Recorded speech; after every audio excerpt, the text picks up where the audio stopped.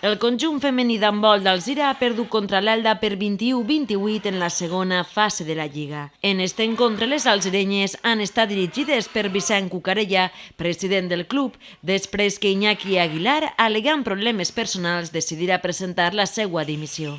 Com en altres ocasions, hi van haver errades en defensa que van passar factura a les alzirenyes. Sí, en defensa ens han clavat uns quants gols fàcils i després moltes precipitacions en l'atac, que a vegades si ho penses o contraatacs, ballons perduts, que si ho penses són errors que pots evitar.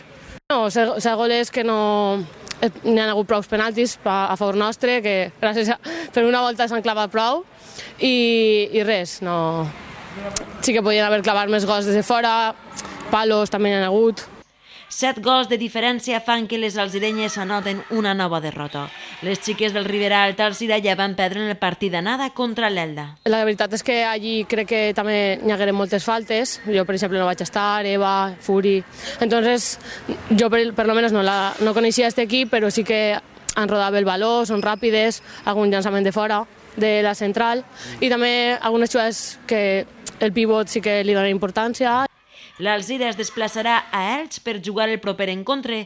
L'últim partit d'esta lliga es disputarà al Palau d'Esports i serà contra el Santa Pola. El Morvedre encapçala amb 15 punts la classificació, seguit del Comenius amb 10 i l'Elda amb 8. El conjunt alzireny amb 4 punts es queda sense opcions.